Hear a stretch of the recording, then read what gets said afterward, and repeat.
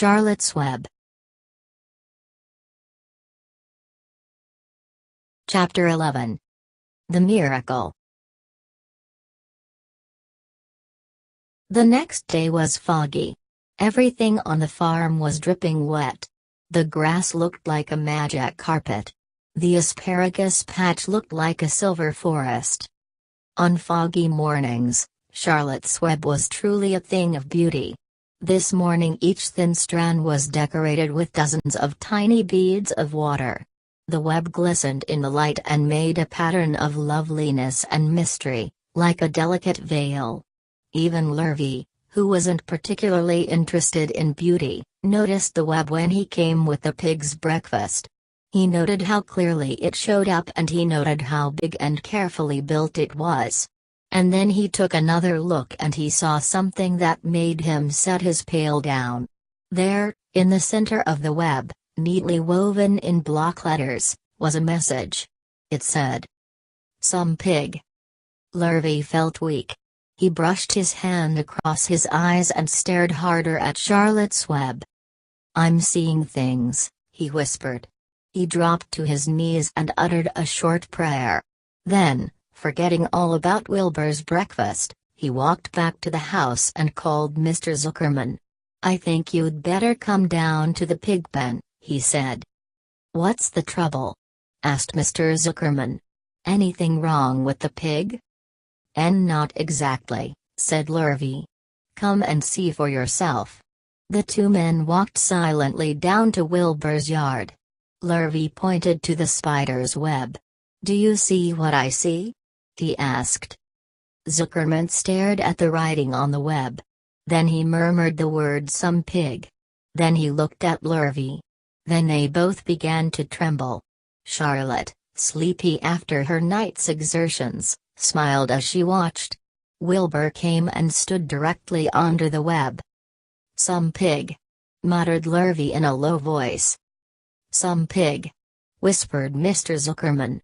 They stared and stared for a long time at Wilbur. Then they stared at Charlotte. "You don't suppose that spider—" began Mr. Zuckerman, but he shook his head and didn't finish the sentence. Instead, he walked solemnly back up to the house and spoke to his wife.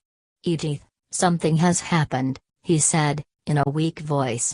He went into the living room and sat down, and Mrs. Zuckerman followed. "I've got something to tell you, Edith," he said. "You better sit down." Mrs. Zuckerman sank into a chair. She looked pale and frightened. "Edith," he said, trying to keep his voice steady, "I think you had best be told that we have a very unusual pig." A look of complete bewilderment came over Mrs. Zuckerman's face. "Homer Zuckerman, what in the world are you talking about?" she said. "This is a very serious thing, Edith," he replied. "Our pig is completely out of the ordinary." "What's unusual about the pig?" asked Mrs. Zuckerman, who was beginning to recover from her scare. "Well, I don't really know yet," said Mr. Zuckerman. "But we have received a sign, Edith, a mysterious sign. A miracle has happened on this farm. There is a large spider's web in the doorway of the barn cellar, right over the pig pen, and when Lurvy went to feed the pig this morning, he noticed the web because it was foggy, and you know how a spider's web looks very distinct in a fog. And right spang in the middle of the web there were the words "some pig." The words were woven right into the web. They were actually part of the web, Edith. I know, because I have been down there and seen them. It says, "some pig," just as clear can be. There can be no mistake about it. A miracle has happened and a sign has occurred here on Earth, right on our farm, and we have no ordinary pig. "Well," said Mrs. Zuckerman, "it seems to me you're a little off. It seems to me we have no ordinary spider." "Oh, no," said Zuckerman. "It's the pig that's unusual. It says so, right there in the middle of the web." "Maybe so," said Mrs. Zuckerman. "Just the same, I intend to have a look at that spider." "It's just a common gray spider," said Zuckerman. They got up, and together they walked down to Wilbur's yard. "You see, Edith. It's just a common gray spider." Wilbur was pleased to receive so much attention. Lurvy was still standing there, and Mr. and Mrs. Zuckerman, all three, stood for about an hour, reading the words on the web over and over, and watching Wilbur. Charlotte was delighted with the way her trick was working. She sat without moving a muscle, and listened to the conversation of the people. When a small fly blundered into the web, just beyond the word pig, Charlotte dropped quickly down, rolled the fly up, and carried it out of the way. After a while the fog lifted. The web dried off and the words didn't show up so plainly. The Zuckermans and Lurvy walked back to the house. Just before they left the pig pen, Mr. Zuckerman took one last look at Wilbur. "You know," he said, in an important voice, "I've thought all along that that pig of ours was an extra good one. He's a solid pig. That pig is as solid as they come. You notice how solid he is around the shoulders, Lurvy?" "Sure. Sure I do," said Lurvy. "I've always noticed that pig. He's quite a pig." "He's long, and he's smooth," said Zuckerman. "That's right," agreed Lurvy. "He's as smooth as they come. He's some pig." When Mr. Zuckerman got back to the house, he took off his work clothes and put on his best suit. Then he got into his car and drove to the minister's house. He stayed for an hour and explained to the minister that a miracle had happened on the farm. "So far," said Zuckerman, "only 4 people on Earth know about this miracle: myself, my wife Edith, my hired man Lurvy, and you." "Don't tell anybody else," said the minister. "We don't know what it means yet, but perhaps if I give thought to it, I can explain it in my sermon next Sunday. There can be no doubt that you have a most unusual pig. I intend to speak about it in my sermon and point out the fact that this community has been visited with a wondrous animal. By the way, does the pig have a name?" "Why, yes," said Mr. Zuckerman. "My little niece calls him Wilbur. She's a rather queer child full of notions. She raised the pig on a bottle and I bought him from her when he was a month old." He shook hands with the minister, and left. Secrets are hard to keep.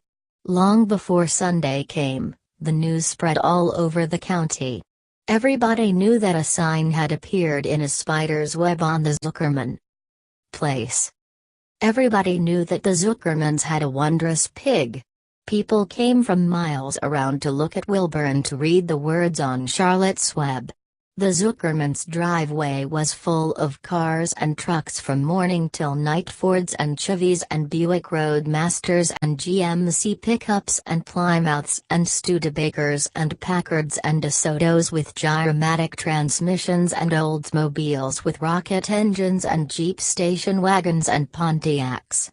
The news of the wonderful pig spread clear up into the hills, and farmers came rattling down in buggies and buckboards, to stand hour after hour at Wilbur's pen admiring the miraculous animal. All said they had never seen such a pig before in their lives. When Fern told her mother that Avery had tried to hit the Zuckerman's spider with a stick, Mrs. Arable was so shocked that she sent Avery to bed without any supper, as punishment. In the days that followed, Mr. Zuckerman was so busy entertaining visitors that he neglected his farm work. He wore his good clothes all the time, now got right into them when he got up in the morning. Mrs. Zuckerman prepared special meals for Wilbur. Lurvy shaved and got a haircut, and his principal farm duty was to feed the pig while people looked on. Mr. Zuckerman ordered Lurvy to increase Wilbur's feedings from 3 meals a day to 4 meals a day.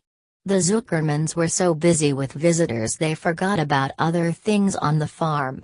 The blackberries got ripe, and Mrs. Zuckerman failed to put up any blackberry jam. The comm needed hoeing, and Lurvy didn't find time to hoe it. On Sunday the church was full. The minister explained the miracle. He said that the words on the spider's web proved that human beings must always be on the watch for the corning of wonders. All in all, the Zuckerman's pigpen was the center of attraction. Fern was happy, for she felt that Charlotte's trick was working and that Wilbur's life would be saved. But she found that the BAM was not nearly as pleasant to many people. She liked it better when she could be all alone with her friends the animals.